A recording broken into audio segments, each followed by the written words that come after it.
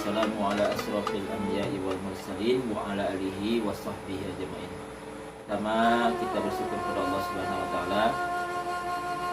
Alhamdulillah, pada pertemuan materi pembelajaran pendidikan agama Islam pada saat ini mesti diberikan oleh Allah atas segala limpahan rahmat dan nikmatnya kepada kita semuanya. Dan mudah-mudahan anda semua siswa dan siswi SMA Negeri 1 Padang juga kepada angkat semuanya sehat. Kemudian salawat dan salam kita sampaikan kepada junjungan Nabi kita, yaitu Nabi Muhammad SAW. Allahumma salli ala Muhammad wa ala ali Muhammad. Baik anda semuanya, siswa dan siswi kelas 10 jurusan MIPA ataupun jurusan ilmu sosial. Materi pembelajaran kita pendidikan agama Islam pada saat ini adalah materi terakhir untuk menempuh atau yang akan melaksanakan kita ujian tengah semester genap tahun pelajaran 2021-2022. Ya, insya Allah UTS akan kita laksanakan pada tanggal 22 Maret 2022 ini. Anda semuanya, ini penting bagi kita bersama, materi terakhir menjelang kita mid semester, yaitunya perilaku jujur dalam kehidupan kita sehari-hari. Yang pertama, saya sampaikan dulu tujuan dari pembelajaran kita, materi pembelajaran kita ini. Yang pertama adalah meyakini bahwa jujur adalah ajaran pokok dari agama Islam.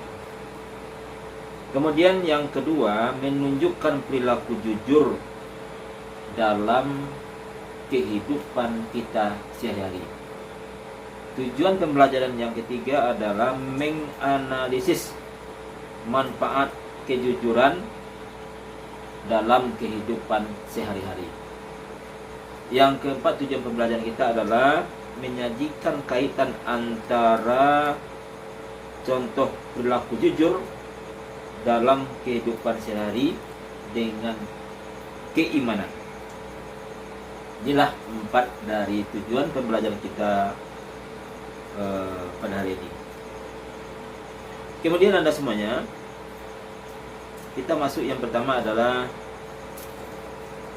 pengertian jujur. Jujur itu berasal dari bahasa Arab, yaitunya as-sadiqu. Kalau kita sering mendengar kadang-kadang apa itu sifat Nabi Muhammad itu siddiq itu kan. Nah, kalau dalam bahasa Arabnya yang asal katanya adalah as-sadiqu, yang artinya adalah benar, berkata benar, bersikap benar, dan berniat juga benar. Inilah menurut bahasa bahwa jujur itu adalah benar, baik itu ucapan ataupun niat dan maupun perbuatan kita. Ini pengertian jujur secara bahasa. Kemudian secara istilah, jujur itu bermakna, yang pertama adalah kesesuaian antara ucapan dan perbuatan. Kemudian yang kedua, kesesuaian antara informasi dan kenyataan. Yang ketiga adalah ketegasan dan kematangan hati. Ketegasan dan kematangan hati. Kemudian yang keempat, sesuatu yang baik tidak dicampuri dengan kedustaan. Anda semuanya, ini perlu Pak jelaskan sedikit. Pertama tadi adalah kesesuaian antara ucapan dan perbuatan. Kadang-kadang itu yang menjadi banyak yang terjadi pada diri kita, susah untuk dipraktikkan, sementara untuk diucapkan mudah. Kenapa? Sedikit saja kita merubah ucapan dengan perbuatan itu berbeda, itu sudah termasuk bohong. Makanya ucapannya A, yang diperbuat juga A. Yang tampak bagi dia B, yang disampaikan informasi itu juga B. Jadi apa yang tampak itu yang disampaikan. Informasi yang didapat tidak ada bisa ditambah-tambah atau dikurangi, kemudian disampaikan informasi kepada orang lain, maka itulah yang jujur itu. Tapi kalau ditambah, dikurangi, atau mungkin membuat berita-berita yang tidak sesuai dengan kenyataan, ini adalah namanya bohong. Makanya jujur itu adalah kesesuaian antara ucapan dengan perbuatan. Anda semuanya, ini pengertian jujur secara terminologinya atau secara istilah. Jadi tadi adalah secara bahasa Arab. Menurut bahasa, itu berasal dari bahasa Arab as-sadiqu, benar. Kemudian menurut istilah adalah jujur itu ada dari ucapan, kesesuaian antara ucapan dengan perbuatan, dan yang Bapak sebutkan tadi. Nah, kemudian dalil daripada kejujuran itu adalah kita lihat dalam surah At-Taubah ayat 119 yang berbunyi adalah A'udzu billahi minasy syaithanir rajim. Bismillahirrahmanirrahim. Ya ayyuhalladzina amanu taqullah wa kunu ma'as shadiqin. Shadaqallahul azim. Yang artinya adalah, wahai orang-orang yang beriman, bertakwalah kepada Allah, bersamalah kamu dengan orang-orang yang benar. Jadi ada perintah Allah dalam surah At-Taubah ayat 119 bahwa kita diperintahkan Allah untuk selalu bertakwa kepada Allah Subhanahu wa taala dan juga bergaul, berteman dan bersama orang-orang yang selalu berbuat benar. Kenapa demikian? Karena berteman dengan orang yang rajin sholat, dia akan ikut pula rajin sholat. Berteman dengan orang yang suka duduk di warung, dia juga akan ikut seperti itu. Berteman dengan orang yang jujur, dia akan juga ikut jujur. Tapi juga berteman dengan orang yang pembohong, dia juga akan terbawa bohongannya. Hanya ini yang diperintahkan oleh Allah dalam surah At-Taubah ayat 119. Nah, Anda semuanya, sekarang kita lihat lagi bentuk-bentuk kejujuran itu. Menurut Syekh Imam Al-Ghazali, bahwa beliau mengatakan jujur itu dibagi beberapa macam. Yang pertama, kata Imam Al-Ghazali, jujur dalam berniat. Apa maksudnya jujur dalam berniat? Yaitu dia ingin melakukan sesuatu hanya semata-mata diniatkan karena Allah Subhanahu wa ta'ala. Contoh, mau sholat, niatnya adalah untuk karena Allah Subhanahu wa ta'ala, bukan karena siapa-siapa, bukan karena guru, bukan karena orang tua, bukan karena teman, bukan karena siapa-siapa, tapi adalah hanya niatnya itu hanyalah semata-mata karena Allah Subhanahu wa ta'ala. Begitu juga dengan puasa misalnya. Ini kita berpuasa yang tahu hanya Allah. Itu diniatkan niatnya hanya karena Allah, bukan mengharapkan pujian dari orang tua, bukan mengharapkan pujian dari guru atau pujian dari teman. Apalagi banyak lagi contoh-contoh kita melakukan niat. Misal kita berinfak, bersedekah, juga niatkan karena Allah. Kalau kita niatkan karena Allah, maka dapatlah bagi kita manfaatnya, nilai-nilai ibadah di dalam itu, dan akan dibalas oleh Allah dengan pahala. Karena semuanya itu yang pertama bentuk-bentuk kejujuran menurut Imam Al-Ghazali. Kemudian yang kedua kata Imam Al-Ghazali itu adalah jujur dalam berkata, jujur dalam berucap. Apa maksudnya jujur dalam berucap? Ya, dia sampaikan ucapannya itu sesuai dengan kenyataannya.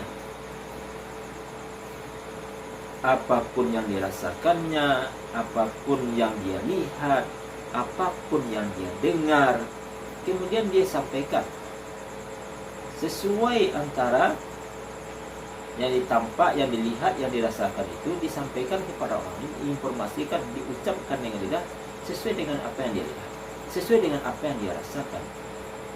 Ada kesesuaian antara ucapan dengan apa yang dia rasakan, yang dia lihat. Kemudian yang ketiga adalah jujur dalam berbuat. Apa jujur dalam berbuat? Itu berbuat itu adalah beramal dengan sungguh-sungguh sehingga perbuatan zahirnya tidak menunjukkan sesuatu yang ada dalam batinnya dan menjadi tabiat bagi dirinya. Jujur dalam berbuat itu ya, adalah beramal dengan sungguh-sungguh. Apa beramal bersungguh-sungguh? Ya, seperti kita katakan tadi, tidak ragu-ragu dalam beramal, tidak ragu-ragu dalam berbuat baik. Fastabiqul khairat, berlomba-lomba dalam berbuat kebaikan, tidak ragu-ragu. Misalnya apa yang kita katakan tadi, seperti sholat, seperti puasa, seperti zakat. Kadang-kadang ada di dalam image, dalam pikiran, kita sudah sholat, apakah ini akan dibalas oleh Allah?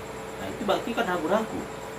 Kalau kita sholat dengan sungguh-sungguh, maka itu akan pasti sudah dibalas oleh Allah Subhanahu wa ta'ala. Jadi tidak ada ragu-ragu. Jadi kejujuran itu tidak hanya dalam ucapan, tapi juga dalam berbuat kita, dalam kita melakukan kebaikan-kebaikan. Itu masalah ibadah, masalah kita melakukan ibadah sehari-hari. Nah, inilah menurut versi Imam Al-Ghazali itu ada 3 bentuk kejujuran. Kemudian apa contoh kejujuran yang dilakukan oleh Nabi Muhammad SAW? Dikala pernah dahulu ketika Nabi Muhammad SAW akan berdakwah menyampaikan ajaran agama Islam, beliau naik ke atas bukit. Lalu di atas bukit itu dia menyampaikan, dia panggillah orang-orang kafir Quraisy. Apa yang dikatakan? Wahai orang-orang Quraisy, datang ke sini semuanya. Ada informasi yang sangat penting yang aku sampaikan. Dipanggil semuanya, dipanggil dari seluruh penjuru. Semua orang datang beramai-ramai, bahkan sangat ramai sekali. Orang-orang kafir itu ramai. Setelah datang, Nabi pun tersenyum. Lalu Nabi katakan, wahai orang-orang Quraisy, hari ini aku memanggil kalian semuanya. Kenapa di sini saya panggil? Kenapa tidak di balik bukit sana? Kenapa tidak di balik bukit sana? Kalau di balik bukit sana itu akan ada orang nanti yang akan memerangi Anda. Yang akan ada orang nanti memerangi kita semuanya. Makanya saya kumpulkan di atas bukit ini. Kalau di balik bukit nanti kita diperangi. Nah, pertanyaan saya kepada yang hadir pada hari ini, apakah Anda percaya dengan ucapan saya ini? Lalu dijawab oleh orang kafir Quraisy dengan tidak ragu-ragu, sangat yakin. Wahai Muhammad, kami sangat percaya kepada engkau. Lalu Muhammad sampaikan, kenapa Anda percaya kepada saya? Apa jawab mereka? Karena engkau, wahai Muhammad, engkau adalah orang yang paling benar. Engkau adalah orang yang paling jujur. Makanya tidak sedikit pun kami tidak percaya kepada engkau. Kami sangat yakin dengan apa yang engkau ucapkan. Ini salah satu contoh Ananda membuktikan bahwa kalau orang sudah percaya kepada kita, sudah yakin kepada kita, semua perkataan kita, semua ucapan kita, semua perbuatan kita, orang akan yakin langsung pada kita. Tapi ingat, satu kali kita berbohong, satu kali kita berdusta, orang lain tidak akan percaya dan yakin kepada kita. Inilah Anda semuanya yang patut kita teladani dalam hal kita berbuat jujur. Anda semuanya sedikit lagi, apa keutamaan kejujuran? Cepat ringkas saja. Pertama adalah kejujuran adalah salah satu tingkatan iman dan Islam. Yang kedua adalah kejujuran akan membimbing pada kebaikan. Yang ketiga adalah jujur merupakan penyempurna iman seorang muslim. Yang keempat adalah kejujuran mendatangkan ketentraman dan ketenangan hati. Nah, inilah materi kita pada hari ini. Ya, mudah-mudahan materi tentang kejujuran yang bisa diimplementasikan di dalam kehidupan kita sehari-hari, semoga bisa Ananda semua membuktikannya, bisa Ananda aplikasikan di dalam kehidupan sehari-hari. Dan ini yang saya sampaikan informasi, tolong nanti ini dibuat dalam buku catatan video yang Pak sampaikan ini, supaya tidak ada lagi yang mencontoh, yang mencontek, tapi Ananda semuanya memperhatikan video, mengikuti video ini dari awal sampai akhir, tidak boleh dipercepat, tapi adalah diikuti dari awal sampai akhir, maka Anda akan paham. Barangkali inilah pertemuan materi kita pada kesempatan ini, dan mudah-mudahan semua Ananda bisa memahaminya dan bisa kita praktekkan di dalam kehidupan kita sehari-hari. Demikian saja. Wabillahi taufiq wal hidayah. Assalamualaikum warahmatullahi wabarakatuh.